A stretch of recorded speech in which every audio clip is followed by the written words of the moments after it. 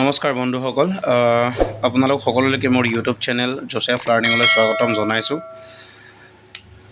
আশা কৰিছোঁ সকলোৰে খবৰ ভাল।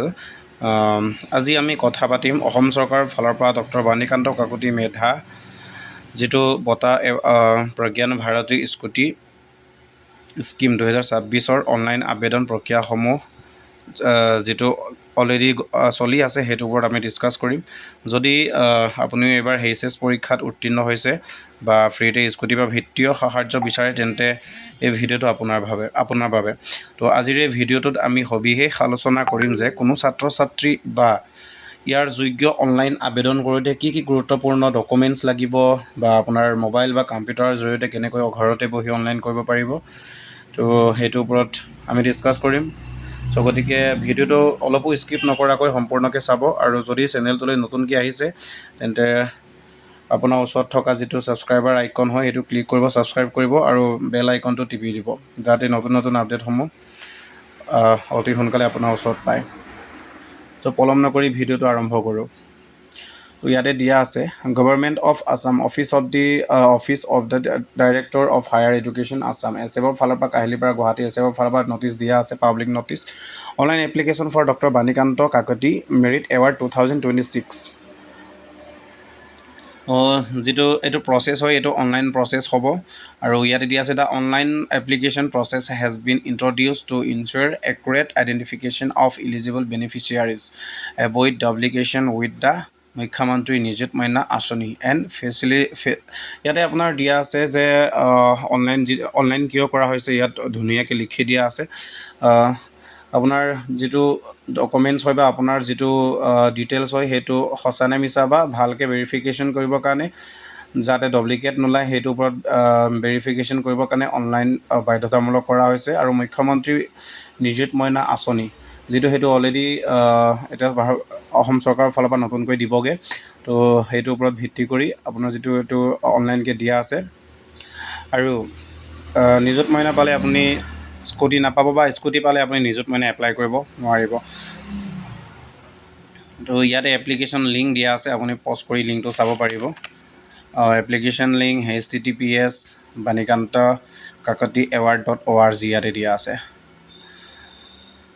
তো আপোনাৰ যদি কিবা অসুবিধা হয় সেইবিলাক নাম্বাৰত ফোন কৰি আপুনি কথা পাতিব পাৰিব, আৰু ইমেইল ইয়াত দিয়া আছে। তো অপেনিং অফ অনলাইন এপ্লিকেশ্যন 29 তাৰিখ, আজি 2টা বজাৰ পৰা এপ্লিকেশ্যন অলৰেডি ষ্টাৰ্ট হৈ গৈছে, আৰু closing of online application portal 21 তাৰিখলৈকে দিয়া আছে সন্ধিয়া 6টা বজালৈকে। তো publication of provisional list of eligible applicant ইয়াতে ফাৰ্ষ্ট যিটো প্ৰভিজনেল লিষ্ট হয় ইলিজিবল কেণ্ডিডেটছৰ সেইটো 25 তাৰিখে দিবগৈ। আৰু ছাবমিশ্যন অফ ক্লেইম অবজেকশ্যন, যদি আপোনাৰ কিবা ক্লেইম কৰিবলৈ আছে বা ভুল আছে তেতিয়া 25 তাৰিখৰ বা 30 তাৰিখৰ ভিতৰত কৰিব পাৰিব। আৰু publication of final list of beneficiaries, তো ইয়াতে 10 তাৰিখ 9 মাহ মানে ছেপ্টেম্বৰ মাহৰ 10 তাৰিখে ফাইনেল লিষ্টটো দিবগৈ।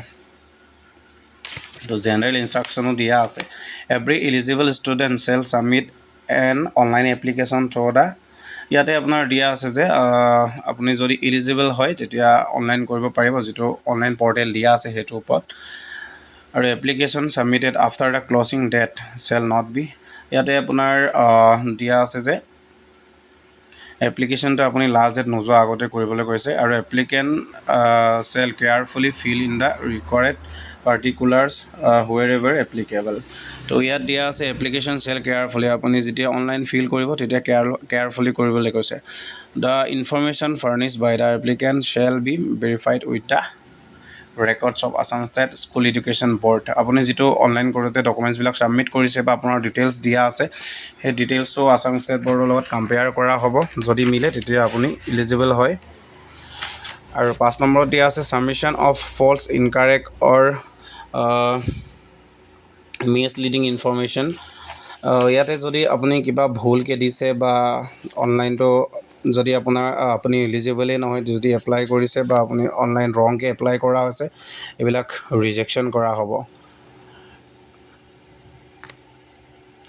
আৰু all eligible students are advised to submit their application will before the last date to visit the official website of the Directorate of Higher Education Assam regularly for updates, notification and other information relating to the Dr. Banikanta Kakoti Merit Award.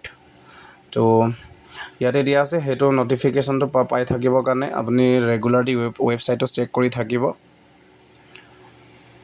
তেতিয়া আপোনাৰ ওপৰত নটিচটো আহি যাব নটিচটো আহিলে আপুনি check কৰিব পাৰিব কেতিয়া পাব তো মিনিমাম পাৰ্চেণ্টেজটো আপোনালোকে অলৰেডি গম পায় কিমান পাৰ্চেণ্টেজ লাগিব এইটো 80% লাগিব 80% হ'লেহে আপুনি এপ্লাই কৰিব পাৰিব আৰু যদি কিবা অসুবিধা হয় বা এপ্লাই কৰিবৰ কাৰণে তেতিয়া মই তলত মোৰ নাম্বাৰটো দি দিম হোৱাটছআপ নাম্বাৰটো হোৱাটছআপত মেছেজ এটা কৰিব পাৰিব তো আশা কৰিছোঁ ভিডিঅ'টো আপোনাৰ ভাল লাগিলে যদি ভাল লাগিলে তেতিয়া চেনেলটো ছাবস্ক্ৰাইব কৰিব আৰু লগতে শ্বেয়াৰ কৰিব তো আজিলৈ ইমানেই ধন্যবাদ